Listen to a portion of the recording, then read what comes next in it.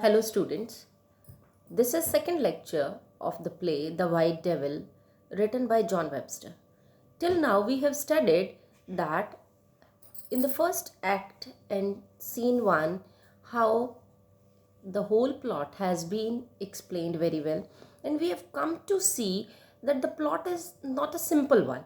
It is somehow complicated, and in the very starting we see that Bresciano has come to Rome in order to meet, or in order to have a secret meeting with Vittoria, who is married and who married to uh, Camillo, while Vittoria has a brother who wants to have a financial gain by putting her sister at risk and by spoiling the marital bliss of his sister, Vittoria. So he is using Vittoria as a play card.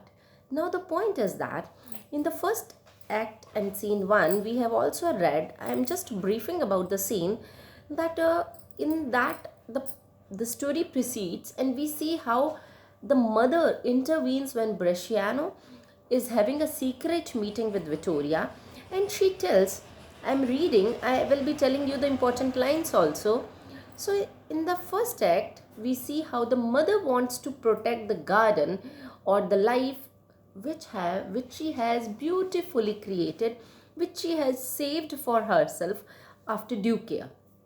But the brother of Vittoria has been on an agenda in order to spoil the sister's life, to gain his selfish motives, and to have some monetary gain from Bresciano.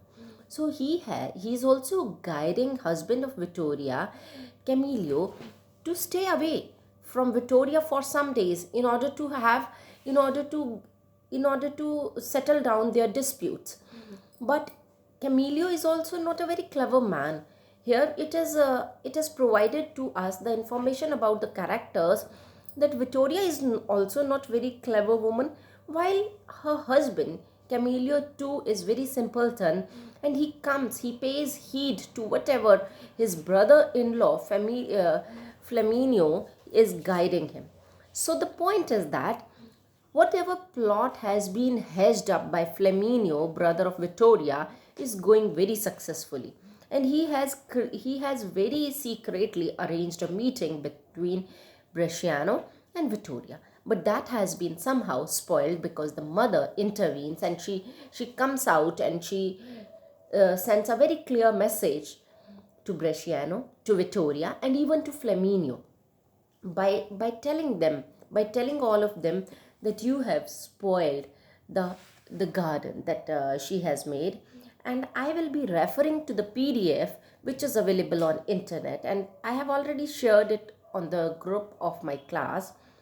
So the point is that Cornelia, who is mother of Vittoria and Flaminio, she tells that I will join with thee to the most woeful and ever mother kneeled. If thou dishonor thus thy husband's bed, be thy life short as are the funeral tears in great men's. So she is clearly telling, she is also sending a message to Vittoria that if you will be spoiling the life that you have taken a vow to span with your husband, then she is not going to have anything except tears. So this message, with this background, we will be moving towards Act 2, Scene 1. And how Act 2, Scene 1 starts, we see that Flaminio, he is not at all ready to step back. He's still very confident that whatever plans he has in his pockets, they are going to be successful, and they are going to give him an advantage. What kind of advantage? And that too financial. Just for financial advantages, just to secure a good position from the Duke, and the Duke is who? Bresciano. So the point is that he is putting the life of his sister at risk. So the scene that comes here, we come to know about the character of Flaminio, Vittoria, and even Bresciano. Bresciano, he too is very adamant in order to break up with his wife Isabella and to marry Vittoria.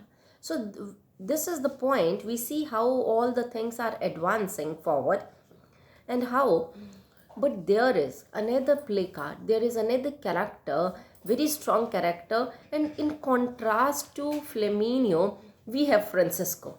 Francesco is brother-in-law of Bresciano, and Flaminio is brother of Vittoria.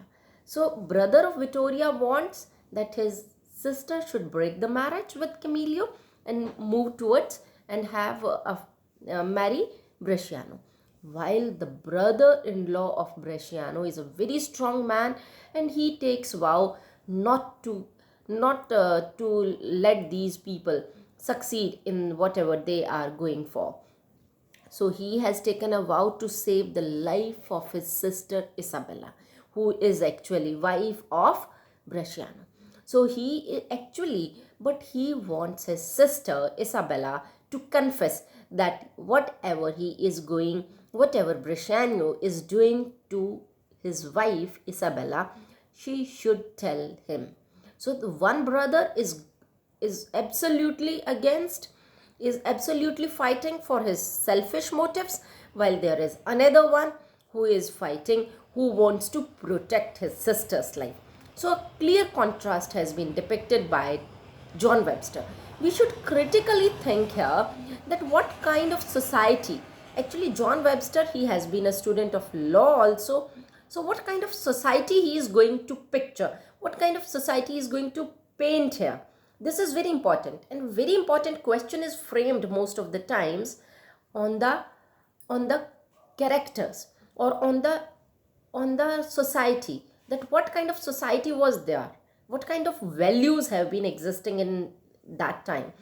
So values, no doubt people are deteriorating, falling down from the moral standard, but equally side by side there are certain people who want, who move ahead in their life, and who are fighting against these people. So Francisco is a man who wants to protect the life of Isabella, his sister, and he wants to protect the life of Isabella along with Bresciano, while Flaminio, brother of Vittoria, wants Camillo and Isabella to fall, to go apart, to go different ways, so that he can make some money out of it. So both the points have been very well considered by John Webster. So you will also be quoting this, students. You have to tell that how contrast characters have been depicted in order to provide choices to the readers of that time. And this has been beautifully, very well detailed by John Webster in the play The White Devil. But here Vittoria has been always praised as fair beauty.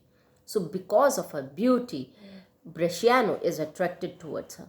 And because of that very beauty, she is going to be trapped by her own brother. So this is how a woman who is so white, who is so fair, so beautiful, will she be a devil? So the play poses certain questions to us, and in scene 1, the curiosity of the readers, the excitement level of the readers is heightened. In the second scene, in the act 2, we will see how how plot has been constructed against Isabella, so that if she will die away, Vittoria's husband also dies, then it will be easy for both the people to marry each other.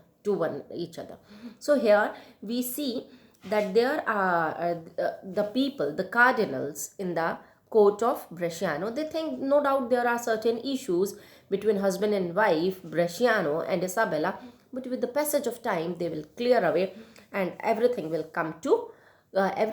be peacefully resolved. So we see Marsilio also. Marsilio, actually, he is also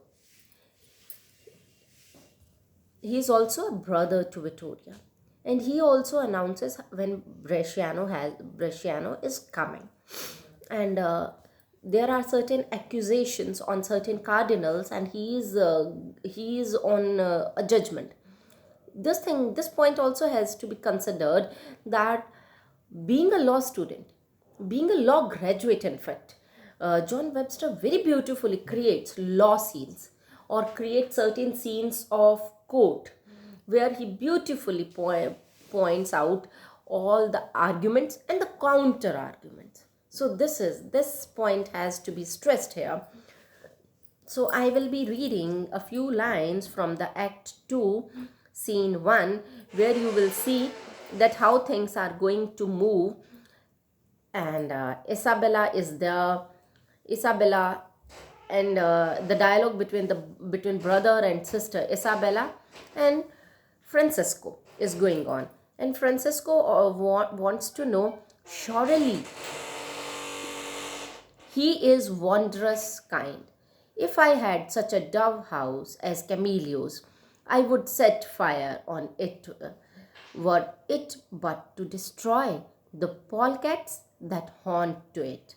So he is clearly saying there are certain cats that are destroying the house of Camillio. But I will not allow such people to do the same thing in the life of my sister. So he is a resolute man, firm, confident, my sweet cousin. And this is how the thing is explained. And Isabella has one more important advantage, that Bresciano and Isabella, they have a little son also, Giovanni. So there is this son also, who is also listening to all the dialogues between brother and sister. But Isabella is a very, very polite, humble, sophisticated woman, and she tells, I quote from the lines of the text, I do beseech you, entreat him mildly. O brother, do not hurt my husband. Let not your rough tongue set us at louder variance. All my wrongs are freely pardoned, and I do not doubt, as man to try the precious unicorn's horn, make of the powder a preservative circle, and in it put a spider. So these arms shall charm his poison, force it to obeying, and keep him chaste from an infected strain. So she is saying that no doubt there is some infect which has put his stings, which has spread some poison in their life, but somehow that can be controlled. So do not be at a variance, do not speak louder, do not have a counter argument with my husband. And she keeps on telling that most of the times when they have quarrel, when they have some feud, most of the time the husband readily pardons his wife. So look, the situation of woman has been clearly pointed here, that how a woman is considering the point that the husband has already forgiven her so many times, but the husband is keen on leaving her behind, on doing away with the whole marital affair. So again we see, but after a while we see how Bresciano and Isabella, they are having certain dialogue with one another, and Bresciano tells, pity on thee, it were good you would show your slaves or man condemned your new ploughed forehead defiance, and I will meet thee even in thicket of thy ablest man. So he is ready to fight a war, he is ready to wage a quarrel, and he is ready to defend everything, but he is not ready to give up the designs that he has done for himself. So this is the point. And we see there is an important line, and this is on page number 26. And this is a dialogue, where long dialogue, I quote from here. It is a more direct and even way to train to virtue those of princely blood by examples than by precepts. So actually the virtues have been considered, the virtues have been established, and they are saying that these should be preserved. So we see how Giovanni and Bresciano later on talk, and later on